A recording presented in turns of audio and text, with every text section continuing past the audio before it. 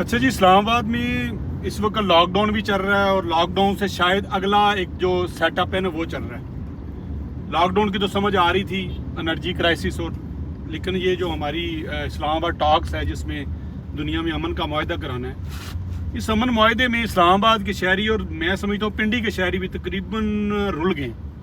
एक तो ये रुलना आप कह सकते हैं कि सड़कें ब्लॉक हैं, आपको कहीं आना जाना मसला है, चलें वो भी बंदा मैनेज कर लेता है।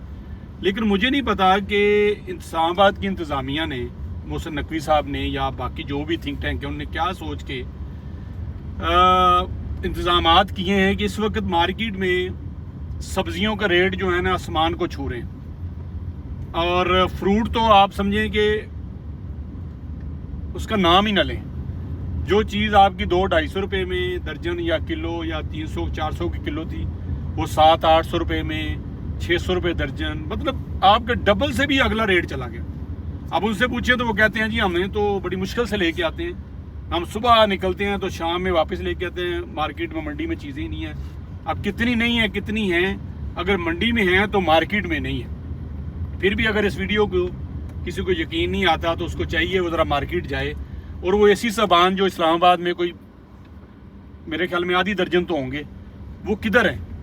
उनको नहीं अंदाज़ा हो रहा है कि लोगों की, आम लोगों की ज़रूरियात जो हैं खाने पीने की भी हैं, इतनी बड़ी आबादी है, और जिस तरफ लॉकडाउन है, जिस तरफ गाड़ियाँ आनी जानी है, उस तरफ अब लोगों को सब्जियां नहीं मिल पा रही, लोगों की जो बुनियादी जो ज़रूरियात ज़िंदगी है, चीज़ें हैं वो नहीं मिल पा रही। दुकानदारों के पास, जिसके पास हैं, वो बात ही इतनी बड़ी सुनाता है और हालात बताता है कि इतने मुश्किल हालात में मैं लेके आया हूँ, वो रेट डबल लगा रहे हैं और लोग मजबूर हो रहे हैं। और ये अगर एक आध दिन अगर आपने ये डिमांड और सप्लाई का जो गैप बन गया, और मेरे ख्याल में ये अच्छा खासा गैप बन गया, ना किया तो यहाँ तो हालात ही कुछ और हो जाने हैं। भाई आप अमन का मुआहदा कराएं, नो डाउट बड़ी खुशी की बात है पाकिस्तान को दुनिया भर में, लेकिन आप ऐसे तो ना करें कि आपकी ये लाखों की जो आबादी है वो सफ़र हो रही है।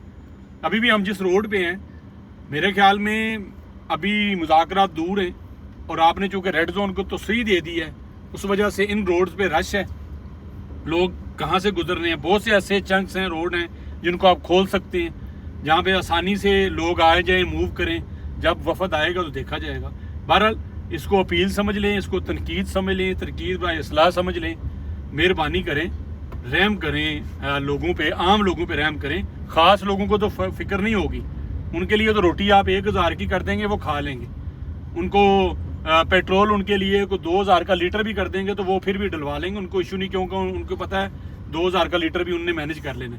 आम बंदे के पास, आम जो वर्कर है, और ऊपर से आपको पता है CDA ने ऑपरेशंस किए हुए हैं, हर जगह उखाड़ पछाड़ है, लोगों के घर तोड़े हैं, लोग रह रहे थे, कच्ची आबादियाँ, वो वक्र है। मतलब इस्लामाबाद पे जहाँ एक तरफ खुशी का समा है, वहाँ दूसरी तरफ ऐसी ऐसी दास्तान सामने आ रही है, ऐसी ऐसी खौफनाक किस्म की कहानी सामने आ रही है।